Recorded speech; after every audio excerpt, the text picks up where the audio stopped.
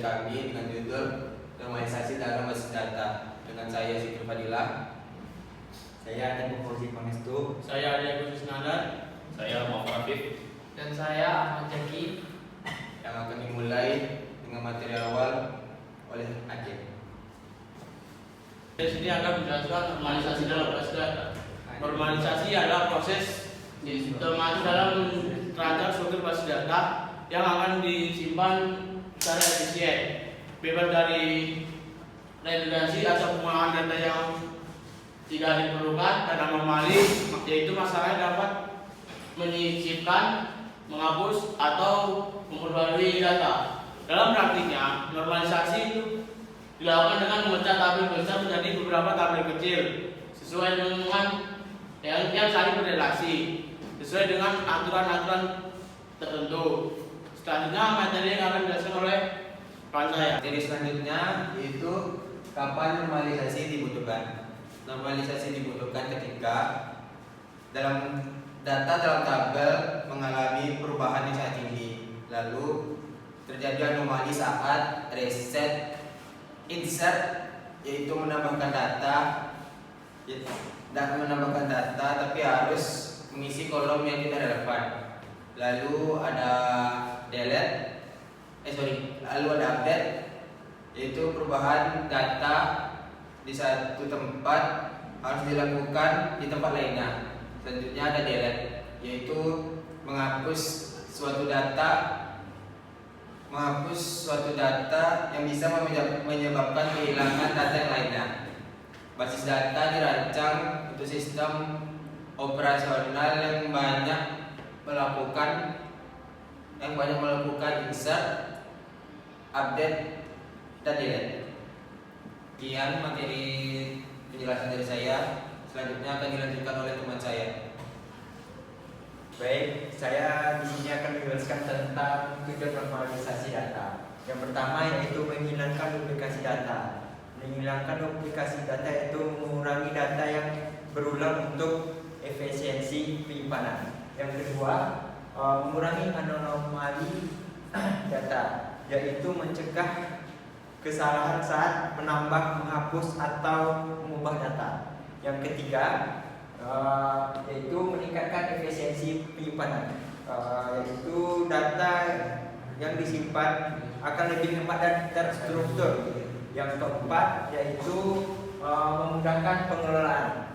Penjelasannya, tabel yang rapi memudahkan pemeliharaan dan pengembangan.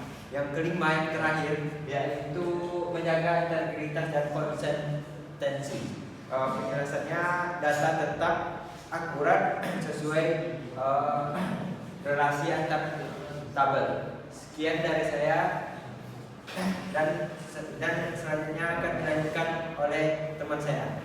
Berikutnya saya akan menjelaskan tahap normalisasi.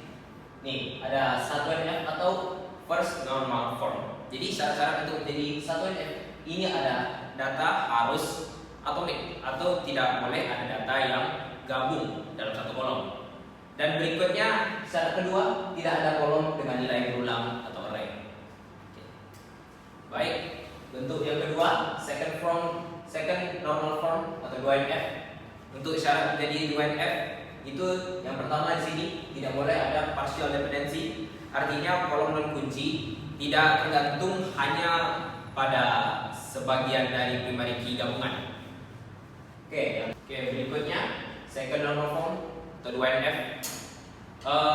Persyaratan untuk menjadi 2NF itu tidak boleh ada partial dependency, artinya kolom non kunci tidak tergantung hanya pada sebagian dari primary key gabungan. Oke, yang kedua harus sudah ada NF1 seperti yang sebelumnya. Oke, persyaratan ketiga, setiap non kunci harus bergantung sepenuhnya kepada primary key. Yang ketiga, sini kita punya third normal form atau 3NF. Syarat untuk menjadi 3NF, yang pertama dia harus memenuhi persyaratan dari 2NF sebelumnya itu. Oke. Yang kedua, semua atribut non kunci harus bergantung langsung pada primary key. Oke. Untuk persyaratan yang ketiga, tidak ada atribut non kunci yang bergantung pada atribut non kunci lainnya, alias tidak ada transitif. Oke, selanjutnya akan dijelaskan oleh teman saya. Selanjutnya saya akan menjelaskan bagian contoh normalisasi. Yang pertama ada tabel data awal normalized from atau INF. Nah, tabel awal ini bentuk awal data yang belum melalui proses normalisasi, yang dimana terdapat duplikasi atribut multi value yang nilainya lebih dari satu dalam satu kolom. Nah, yang kedua 1NF atau freeze normal form. Nah, yang tabel kedua ini 1NF atau freeze normal form. 1NF ini menghilangkan data multi-view atau nilai ganda dalam satu kolom dan memastikan bahwa setiap kolom berisi nilai yang atomik atau tidak terbagi. Yang kedua, setiap baris rekord unik dan tidak berulang. Dan yang ketiga, setiap kolom hanya menyimpan satu jenis data saja. Nah, seperti ini. Nama Andi, mata kuliah basis data, dosennya Dr. Surya, Magister Komunikasi. Dan silakan selanjutnya. Nah, yang kedua 2NF atau second normal form. Di sini ada dua tabel. Yang pertama menunjukkan tabel mahasiswa dan yang kedua menunjukkan tabel mata kuliah. 2NF ini memastikan bahwa seluruh data non kunci benar-benar tergantung pada seluruh kunci utama.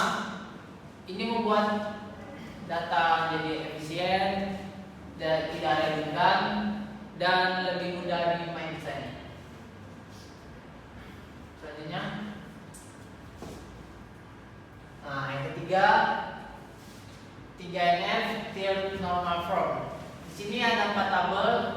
Yang pertama itu tabel jurusan, mahasiswa, dan dosen.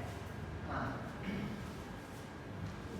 3NF ini, tabel-tabel 3NF ini contohnya memastikan bahwa semua kolom non kunci hanya tergantung pada primary key dan tidak pada kolom non kunci lain. Manfaatnya seperti data makin efisien, mencegah anomali update, insert atau delete. Tabel jurusan ini isinya kode jurusan, nama jurusan, dan kode dosen. Yang tabel mahasiswa, NIM, nama, kode jurusan. Dan yang ketiga, tabel dosen isinya kode dosen dan nama dosen.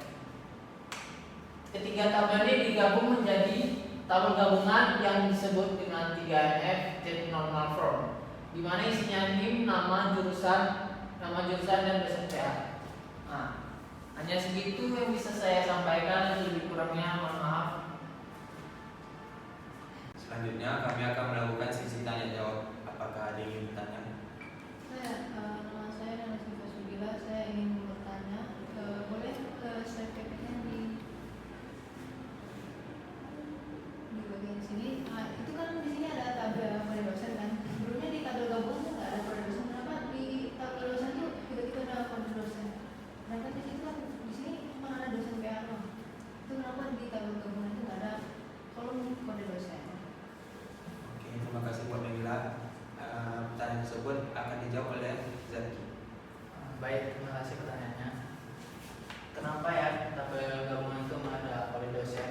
Kemungkinan besar informasi tentang dosen itu dibuat di tabel tersendiri yang sesuai dengan prinsip 3NF, di mana tujuannya untuk menghilangkan dependensi transitif. Nah, gitu.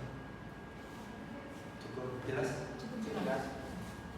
Oke, sekian presentasi kami pada hari ini. Lebih dan kurang mohon maaf. Assalamualaikum.